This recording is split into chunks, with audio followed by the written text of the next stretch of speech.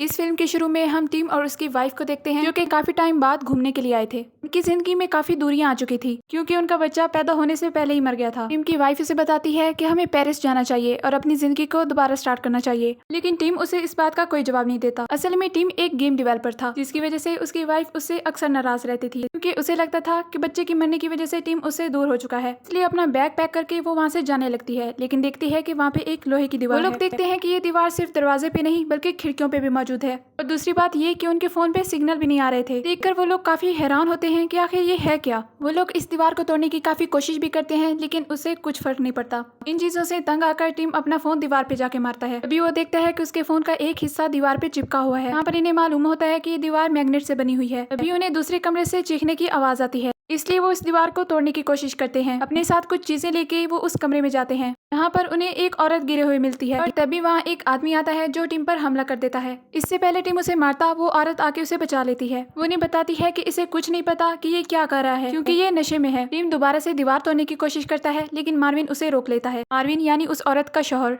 दीवार को तोड़ने का कोई फायदा नहीं था, इसलिए टिम की बीवी एक प्लान बनाती है। वो उन्हें कहती है कि सारे रूम्स के फ्लोर को तोड़ के हमें नीचे बेसमेंट में जाना चाहिए, शायद वहाँ से निकलने का कोई रास्ता हो। उस रूम के फ्लोर को तोड़ के अब टिम नीचे जाता है। वहाँ पर एक बूढ़ा आदमी होता है जो टिम पर गन पॉइंट कर देता है। टिम उसे अपना प्लान बताता है लेकिन वो बूढ़ा आदमी उसकी बात नहीं मानता, लेकिन अपनी पोती के कहने पर आखिर वो मान जाता है।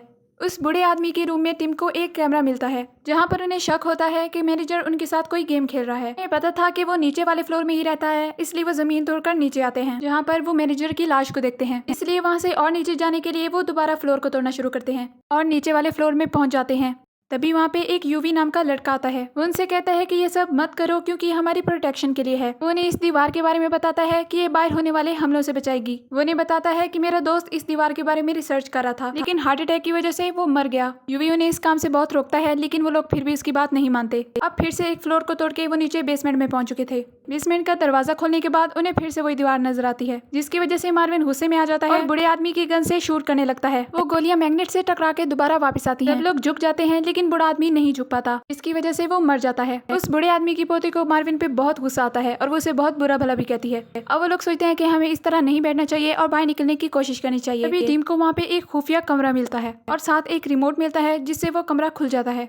जहाँ जाके उन्हें एक फुटेज नजर आती है जिसमें उनके कमरे दिखाई दे रहे थे। एक फुटेज में उन्हें यूरी का दोस्त नजर आता है जो अपना मोबाइल लेके उस दीवार के पास गया था और तभी उसके फोन की फ्लैश भी ऑन हुई थी और उसने इस दरवाजे को खोल भी लिया था। उसके बाद ये लोग यूरी को देखते हैं जो कि अपने दोस्त का गला दबा रहा था। इन लोगों को यूरी के बारे में पता चल चुका था, इसलिए इनकी आपस में लड़ाई हो जाती है। तभी वो लोग उस लड़की की लाश को भी देखते हैं जो कि बूढ़े आदमी के साथ थी। वो लोग यूरी को कुर्सी के साथ बांध देते हैं। वो लोग यूरी के दोस्त का फोन उठाते हैं जिसमें एक ऐप था और उस ऐप से ही वो रोशनी निकलती थी। उस रोशनी की वजह से वो दीवार आहिस्ता आहिस्ता जाने लगी थी, लेकिन मार्विन की वाइफ ने उस दीवार को टच कर दिया जिसकी वजह से वो दीवार बंद हो गई और उसका हाथ अंदर ही रह गया। हाथ के साथ साथ उसका आधा जिस्म भी अंदर चला गया। बाकी लोगों ने उसकी जान बचाने के लिए उसे खींचा तो उसके जिस्म के 2 टुकड़े हो गए। उसकी मौत को देख के यूरी हंसने लगा जिसकी वजह से मार्विन ने सारी गोलियां उसके सीने में उतार दी और अपनी जान भी ले ली। अब सिर्फ टिम और उसकी वाइफ ही वहाँ बचे थे। वो दोनों बैठ के आपस में बातें करने लगे। तभी वहाँ पर यूरी ने आके हमला कर दिया जो कि अभी जिंदा था। टिम अपनी वाइफ से कहता रहा कि तुम यहाँ से भाग जाओ, लेकिन उसने अपने शौहर की जान बचाने के लिए यूरी की जान ले ली और उन फ्लैशेस से दीवार को खोल के अपने शौहर के साथ ही बाहर आई जहाँ पर वो सारी बिल्डिंग्स उस दीवार की लपेट में थी।